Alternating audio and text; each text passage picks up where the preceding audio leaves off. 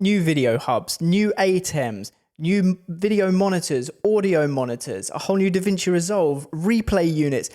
The list is endless. Blackmagic has just done the mother of all product drops at us, ready for the start of NAB 2024.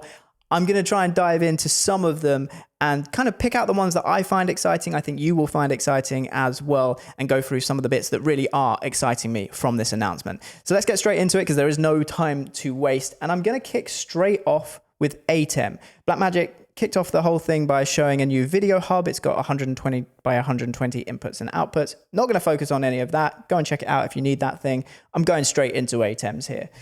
I'm going to try and do this also as concisely as possible. So one of the really interesting things is up until now, really, we only had the ATEM 4ME or Constellation 4ME, the ATEM 4ME Constellation 4K, sorry.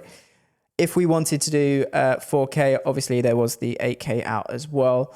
And you had the Television Studio HK, but there wasn't a 2ME version of the Constellation. There wasn't the 1ME. They have now completed that lineup, which is really useful for me because I was just about to pull the trigger on a 4ME for a project that didn't need that many inputs and outputs. So I'm sure there'll be many people in the same position.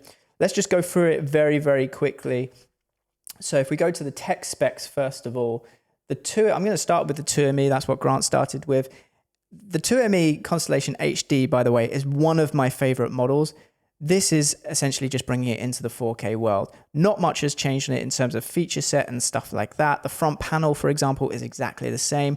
But the key part of this model is that you now have 20 inputs, which are all 12G. So we'll support up to 2160 at 60 frames per second. And also all standards converted as well. On the outputs, you get, I believe it's, I can't remember on this model, it's 12, yeah. So you get 12 outputs, again, all independently assignable. So you go into the software control and you can route whatever you want to those outputs. They're all aux outputs up to 2160 at 60 frames per second. So it's bringing this, there's obviously the 2ME HD model. We now bring it into the 4K world. Just to rattle off some of the other key points on here, and I'll show you this as well. If we go into this area here, you can see we also have two multi-view outs for this unit. So you get two separate multi-views, and they are all Ultra HD as well, which is really useful to have. So they've been upgraded to Ultra HD. This unit, this 2ME, also has a bank of 40 still stores. So usually you only get up to 20 media slots to load in stills. This one has 40, and it's also doubled the amount of frames that you can use in animations like stingers as well. So you can use up to 400 in Ultra HD mode as well, which is really nice. The 1ME, which we'll cover in a second, has half of that. Still has SuperSource and things like that. It has 6 DVEs in total. So if you are using the 4 from SuperSource, you still can use the 2 additional DVEs. And that's pretty much that unit. It's going to come in at $3,795. And I don't know if they gave an availability date for this one. The 1ME, I know they said would be available from today. So it's possible that this one will also be available from today. I'll just show you the 1ME as well. Whereas this, and I love this 2ME because it's a 1 rack unit, so you can get a really small setup size. The 2ME is also a 1 rack unit, but it's the third or the 2/3 width, I believe it is. So you could stick this next to a web presenter, fill just 1 rack unit, and you've got a 4K switcher and a 4K encoder and streaming device as well. So yeah, this is really cool. This is priced at $1,795 for the 1ME. As I say, available apparently from today. Exactly the same as if I just show you the 1ME HD, looks exactly the same. Not a massive price jump either, $995 to $1,795, considering you're getting Ultra HD. And on this, you get 10 12G SDI inputs and 6 aux outputs. Again, 12G Ultra HD compatible, 1 multi-viewer, and you don't get SuperSource in this model. You've never had SuperSource in the 1ME model. It's only been the 2ME and the 4ME, I believe. So that's the new ATEMs. Cannot wait to get hold of those. As I say, very excited on those because I think they complete the line. And whereas a lot of people might have been like, oh, I want a 4K workflow, but really if I want a proper 4K workflow, the only option was to get the Constellation 4K, which is quite a chunk of money. If we look at that, you're spending almost $9,000 and you probably don't need all 40 inputs and 20 outputs. The 2ME is a great solution at $3,795 with 20 inputs and 12 assignable outputs. Now, staying in the ATEM line, the other thing that they released, which I'm going to be honest, I'm staying reserved on here, I don't know how I feel about this product, is this, the ATEM Micro Panel. Now, what this is designed to do is for those ATEMs that maybe are in the rack on the other side of the room, this is designed to be a control surface for them. And if we just kind of zoom in, hopefully they've got a photo here. We can see some of the features on there. And I'll talk about some of the buttons that you get on there. It looks a little bit like an ATEM Mini, and it certainly seems like it's been designed that way, but with proper keys and buttons, and also even a physical fader as well, which is nice. Now, the reason I say I'm staying reserved until I can physically get hold of this unit and try one is because it's got USB on the back, fine, but it also runs over Bluetooth and it's battery powered as well. Not sure how I feel about that when using it and trusting things like Bluetooth when using it in a client production, for example. And the way that this works is you connect it to your computer via either USB or Bluetooth, and then it's essentially controlling the ATEM software control. So from what I can see, you have to have ATEM software control running on your Mac or PC, and you're connecting this device to that. Now, the reason I say I'm staying slightly reserved is it wasn't clear how in focus ATEM software control has to be. Does it need to be front and center of the screen, or can ATEM software control be minimized into, minimized and sitting in the dock, and you can be doing other stuff on the computer, and this will still fully interact and operate without any issues or connection issues or anything like that? That's to be seen. I am going to try and get one of these units and get hands-on, and I can answer that question once we have done. But in terms of what we have here, like I say, it looks a bit like an ATEM Mini, but you've got a lot more functionality. For example, you've got the ability to bring on and cut on or transition on the two DSKs. You've got full functionality over your 4 upstream keyers here. You've even got the ability, you can use this with a 4ME because you can see at this top area here, you can control each of the 4 MEs. So it's a very powerful panel. You've got a physical T-bar, so you can do those fade transitions. And as well, you can cut up and put onto preview up to 20 cameras because you've got 10 physical buttons here, plus the shift, which will give you a second bank of 10.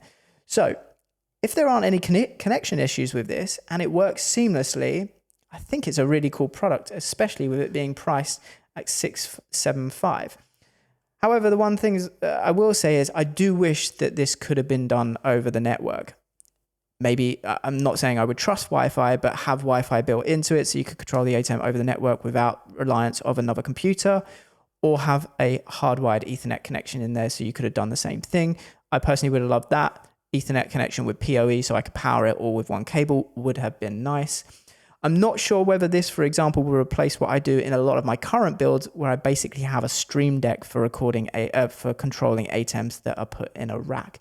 But we'll see. Very keen to get hands-on with this, and I'm sure a lot of people will be feeling the same and wanting to try this out and seeing how well it works.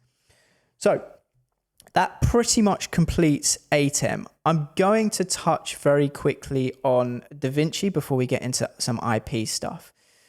So let me just caveat this by saying I see myself very much as like DaVinci beginner, more medium, I guess, now that I've used it for a number of years. There were so many new features released in DaVinci that I couldn't possibly cover them in one video. So many that just also were so advanced. And I'm sure there are many people who are more on the pro side that will find many uses for those. There are fantastic people on YouTube giving tutorials around DaVinci. If you're a beginner, I highly recommend checking those people out. I'll try and put some names on screens of some of the people that I watch and enjoy. So I'm gonna try and maybe just pick out 1 or 2 features from the DaVinci announcement, of which there were many that I think are interesting. Now, I'll start by saying that they did bring out a number of things. There's AI played a huge part in this announcement. You've got AI-based tools for tracking and noise reduction. You've got AI-based tools for audio transcription, to be able to directly edit your timeline by using the text and audio and basically editing via text file. It's got the ability to assign who is and work out who is speaking. So it can say, you can rename people. So you can have all the lines that I spoke and all the lines that Jack spoke and things like that. It's very, very clever. Lots of cool features. Go and watch the announcement if you want to find out all about those. But the two I really want to focus on, and the major one that I think will interest a lot of you watching this video, because everyone has been sort of asking for a solution for replay, especially when using their ATEMs. How can we bring in replays? And there's been multiple ways with things like HyperDecks and software like vMix and running that into ATEMs. DaVinci have just announced a broadcast replay solution built into DaVinci Resolve.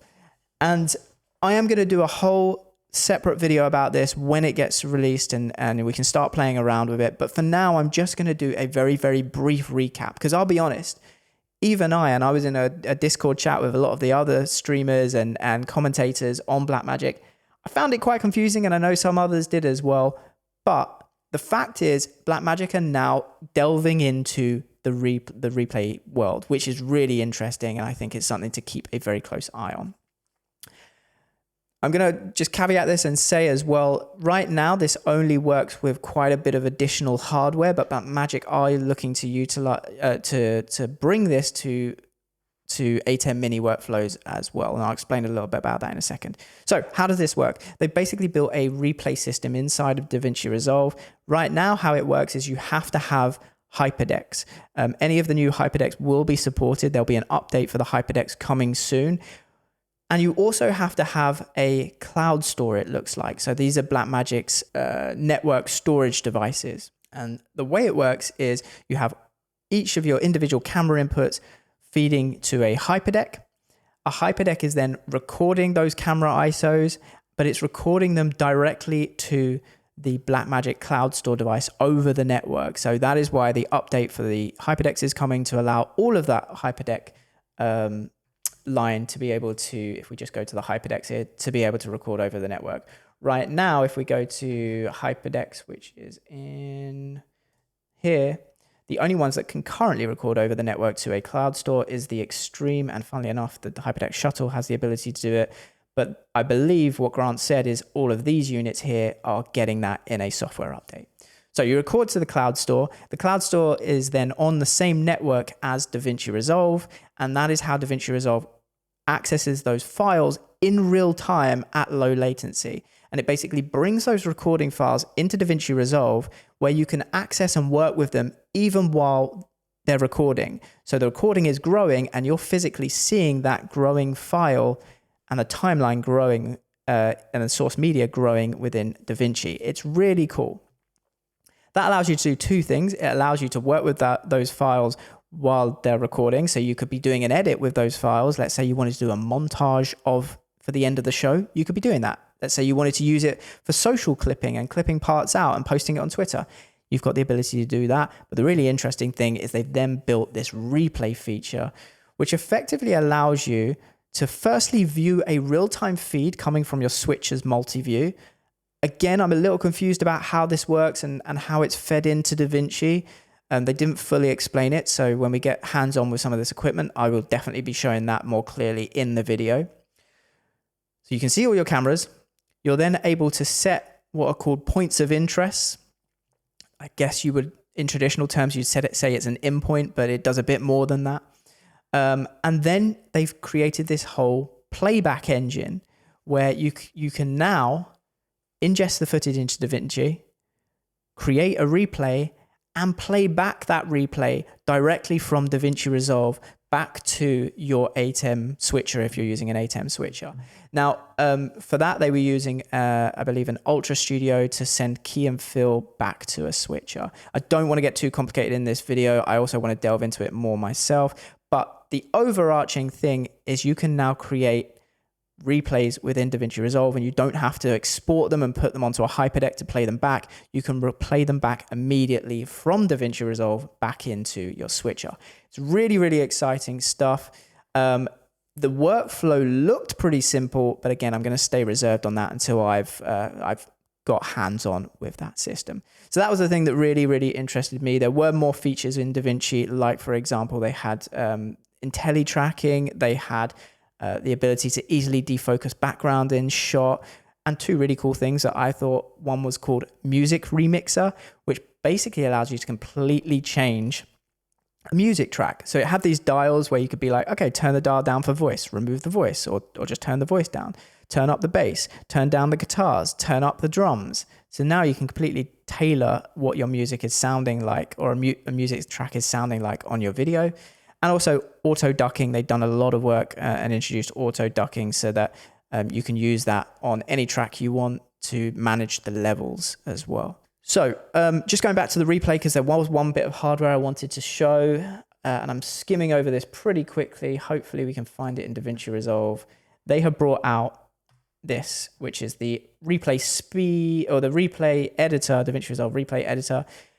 You will notice it looks very similar to a speed editor, but with a lot more buttons. And this is because it does the job of a speed editor, but also now introduces more functionality to serve that replay purpose as well.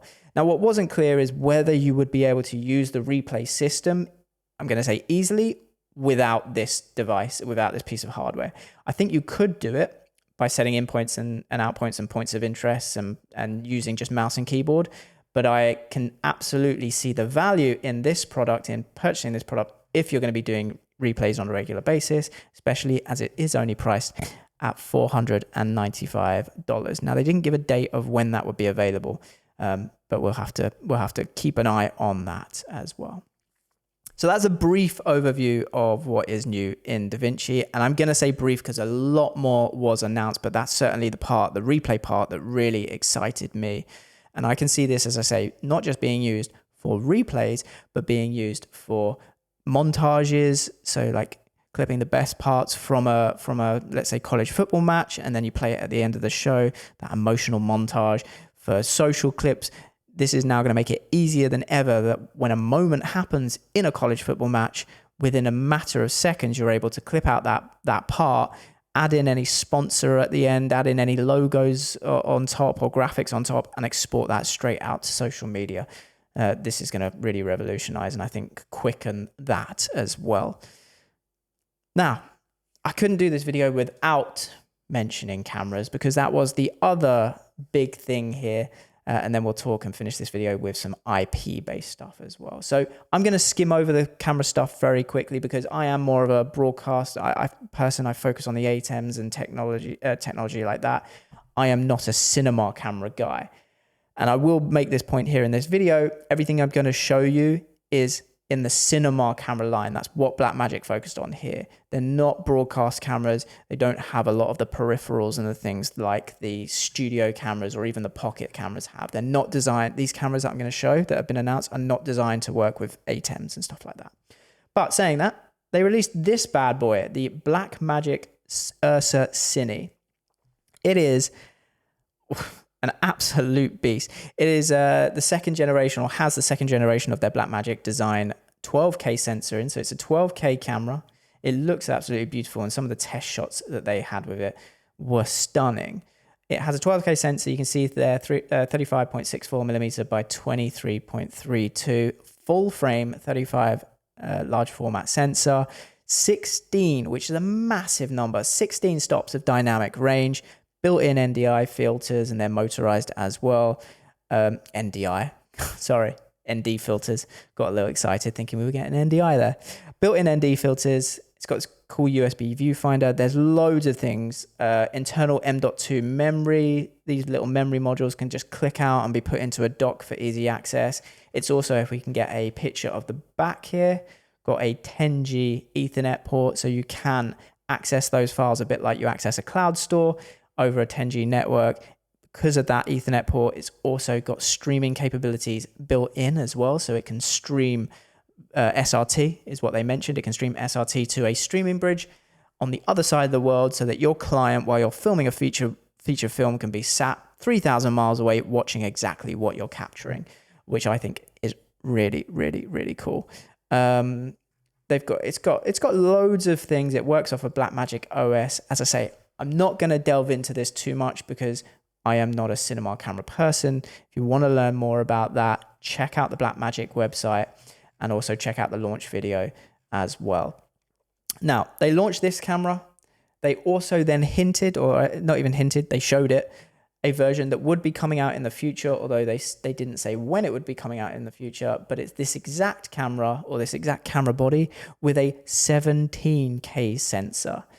They don't know the price that it's going to be. Well, this one is around or starts from $14,995. The 17K one, they actually haven't put a price on yet. But the 17K one will feature an LPL lens mount, while this has, I believe it was a PL and EF.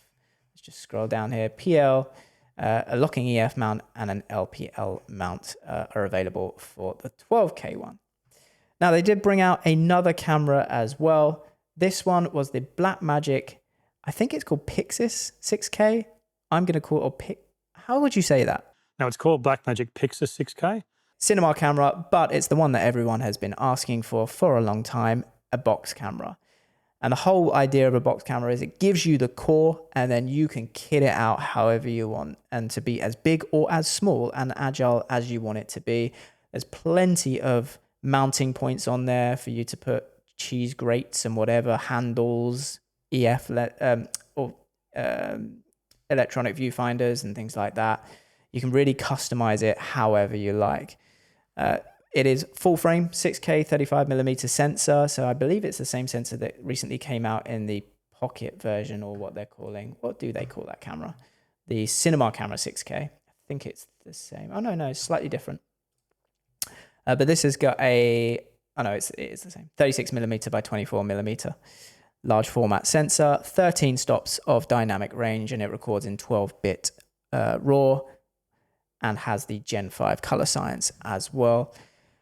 And this has the same functionality built into the URSA that I just showed, so that you can record in Blackmagic RAW, and it also records proxies at the same time in H.264 that can then you can have both of those sent up to the cloud if you want to. Or just send up the proxies so that people get working with proxies straight away, and then the B-raw footage uploads when the bandwidth and time allows. Now, one thing I did show on the URSA just quickly, just to round stuff off, with the URSA Cine, you can kind of make it out from this picture. Let's see if we can get another picture from the front. Maybe if I go to the tech page. There we go. 2 antennas on the back of that. That is because it also has super fast Wi-Fi built in for that streaming and the ability to upload footage to the cloud. The Blackmagic 6K box camera that we've got here, and I'm going to call it the box camera because I don't know how to say its actual name, doesn't have Wi-Fi built in. It does have Bluetooth, but if you want to upload those proxies, you're going to be using either the USB-C port with an iPhone or Android device for tethering, or the 1 gig, not 10 gig, which was a surprise for me, but the 1 gig, if we've got a picture at the back, there we go, 1 gig Ethernet port, which you can then use to connect an internet connection to this camera. Those are the basics of the camera. Again, feel free, the model, sorry, I should just mention it comes in 2 models, I believe. There's a 2995 version, which is the EF mount, and then there'll also be a PL model, which will come in at $3,195 for this. Both cameras, by the way, I think, considering they're cinema cameras, certainly the Cine 6K, reasonably priced within the market. So I think picking up that 6K box camera for $3,000 is pretty reasonable indeed. There is one more line that I do just want to mention, but before I do that, let me talk to you today about storage, because with these types of workflows, storage is key, but also having people being able to access that storage, no matter where in the world they are, is becoming more and more important, and that's where I use Lucidlink. Lucidlink is the new way for creative teams to work together on projects in real time without having to download and sync media locally. It's fast, simple, secure, and acts just like a regular hard drive connected to your computer locally, but with all the benefits of a cloud storage solution. Take this footage I've just shot in my studio as an example that I want my remote editor to get working on. Traditionally, I'd have to either send them the SSD or wait hours for all 200 gigabytes to upload to something like Google Drive, and they'd have to wait for it all to download at their end before starting on the edit. With Lucidlink, they can get started straight away and could even have instant access to the footage as I'm uploading it. There's no wait to download the full file because Lucidlink streams only the bits of the file they need as and when it's needed. Let me say that again. You don't have to download your media first just to start working. Instead, play your media in real time directly from the cloud. Lucidlink revolutionizes the way you store and access your files, making collaboration simple and allowing you to work seamlessly together from any location in the world as if you were in the same room. No more wasting time with complicated VPN setups or slow file transfers, and because it appears just like a physical hard drive plugged into your computer, it seamlessly works with all your existing apps and tools. With your files being in the cloud, you don't have to worry about running out of storage either. Lucidlink is fully scalable and can handle as much data and as many users as you need. Another benefit is that Lucidlink provides you with a single source of truth for all of your files, so there's no more confusion about whether you're working with the latest version or if some of your team are working with out-of-date files. And it's secure. It uses military-grade encryption for all your data to ensure that the only people that have access to your files are the ones that you grant access to. So say hello to seamless collaboration, real-time performance, scalable storage, global access, enhanced security, and a single source of truth for all of your files. Try Lucidlink today by clicking the link in the description to get started with your free trial, and let me know in the comments below how you find it. So the final product line that I did want to talk about in this video is the 2110 IP solution that Blackmagic are rapidly growing out, and I think is going to play a big part in what they do in the future as well. So they've announced a bunch of new products here. Let's just go into them. Effectively, what this is allowing you to do is allowing you to take your SDI cameras as an example, but it can be any really video and audio source, and it's putting it on the network. So then you can have them being accessed via other devices on the network as well. And it allows you to create an incredibly flexible infrastructure of video and audio. So they started off by actually saying they've created a brand new codec, because one of the problems that they were facing was that to send Ultra HD, so 4K at up to 60 frames per second, it just wasn't possible to do that over a 10G copper cable. So they've created a new codec. That codec is called Blackmagic IP10 codec, and that allows them to send up to Ultra HD at 60 frames per second down a single 10G Ethernet copper cable connection. And so they've created a bunch of these new products to suit that and to use that codec as well. So they already released this, which is the Blackmagic 2110 IP converter 3G. That doesn't support up to Ultra HD. It only supports 1080p. But these new products do. So the first one they came out with was the Blackmagic 2110 IP Mini IP to HDMI. Names, yeah, it's already given me convulsions. Effectively, what this is doing is it's taking a video signal on the network and then allowing you to output it over HDMI. So this would be great to send a 4K signal. You connect up your 10G Ethernet cable to this device and then plug it into a monitor like a TV. And that's it. You can send whatever signal you want to a 4K TV. And so you could have these dotted around in different locations, which is great. In fact, they might even have some examples here of these in use. Let's see on this page. Yeah, so here's a great example. We can see just a regular copper cable feeding in and then an HDMI cable connecting up to this TV. And that could be used as a director's monitor or something like that. The second one was the, where we go? There we go. We've got the Mini Bidirect 12G, so the 2110 IP Mini Bidirect 12G. This does exactly the same thing, but for SDI. So you plug your 10G Ethernet connection in on one side, and then you get a bidirectional connection on the other in terms of for SDI. So you can go SDI in and then convert that to 2110 and put it on the network, or you can send a 2110 signal out via SDI to whether it be a switcher, an SDI monitor, or something like that. Now then, for those, by the way, these copper versions do also support PoE as well. So you can, include power, because obviously power can be carried down the copper cable. They also created these fiber versions for those times where you need to do longer runs, and so copper cable wouldn't be sufficient enough. You can then use fiber with these SFP modules. They can't carry power down them, so they don't include power. But you've got the HDMI version and the bidirect version as well. They've also created, just to feature very quickly, versions for a rack, so you can get the same things but in a rack. And actually they've got a rack version here, which is you could connect up to 4 devices, so it then puts 4 video feeds on the network, as an example here, and a 8 device version for fiber as well. I'm not going to go into these too much because I don't really think it's for you guys. It's more for the broadcast industry, although I do know some people high up in the broadcast industry that watch my channel, so hi, if that's you.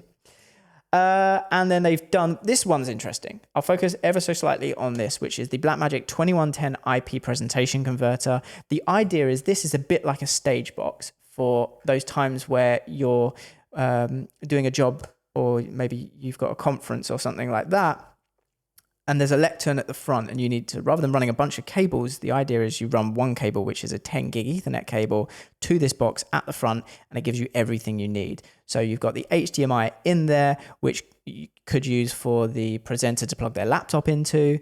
Then you've got an HDMI out, which you might plug in to feed a projector behind them.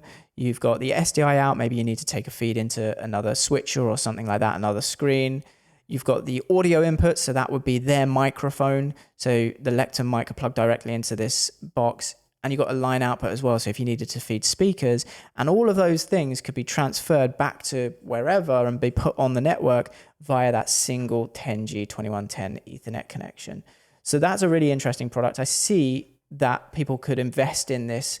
The only thing that will be seen is, will people want to, because you kind of then have to invest in the rest of the 2110 technology. So I think this will probably be the product that people will test out first. Maybe, we'll see.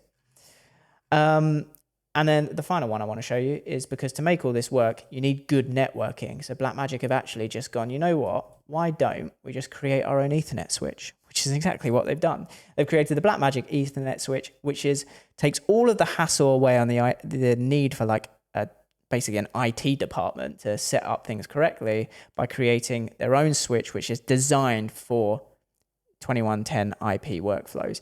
And on it, it's got 16 10 gig Ethernet ports, and it's also got 2 100 gig Ethernet ports as well, which are the QSFP ports.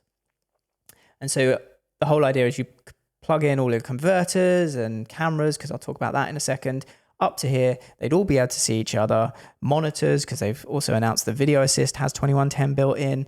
All of your devices up to the Ethernet switch, and then they can all see and route things to each other on the network via one single copper cable. This also will provide power to the device as well. So one of the things that Blackmagic announced is, if you have a Blackmagic Studio Camera 4K Pro, a 4K Pro G2, or a Blackmagic Studio Camera 6K Pro, that has a 10 gig Ethernet connection built into it. They are going to do a software update for the studio camera to allow that 10 gig Ethernet port to basically turn it into and be allowed to be used on as a 2110 10 gig port as well. So you'll be able to incorporate that as part of all of the other devices that I've shown. So you could then have a single Ethernet port connected to the Ethernet switch that I just showed, which would power the camera and then send all of the video back to whatever devices you route it to on the network, do all the tally and camera control, everything over a single connection without needing Blackmagic's camera converter boxes, which you would have done in the past. So exciting times, in my opinion, for IP-based stuff. I won't get into it too much because I think we're still going to see possibly more stuff from Blackmagic in the future. I can see a 2110-based ATEM coming, or possibly updates to existing ATEMs to allow 2110, so that you could just plug your ATEM into that Ethernet switch, and suddenly all of the cameras are available to you over the network as well. It doesn't seem so far-fetched now that Blackmagic have brought out a lot of these products. So yeah, That is a very condensed version of what Blackmagic announced at or before NAB 2024. If there's a particular product that you want me to dive into, because I am hoping to get hands-on with a lot of these pretty soon, let me know. If there's any questions, put them down in the comments below. If you found this video useful, please do give it a thumbs up. There's been a lot. It was a 2-hour live stream. I think I've condensed into about 35 minutes for you. Hopefully, I've done a good job. Please do give it a thumbs up if you think so. Also, if you want to see reviews of some of these products, because I am going to get hands-on with them, make sure you hit the subscribe button and turn on the notification bell. And if you have any questions, get them down below. But if you need specific help with your setup, my email address is on screen now. You can ping me an email and we'll sort out a one-to-one consulting session to get your questions answered. Once you've done all that, guys, and your probably bank accounts are feeling a little more hurt after this announcement, I will see you on the next video.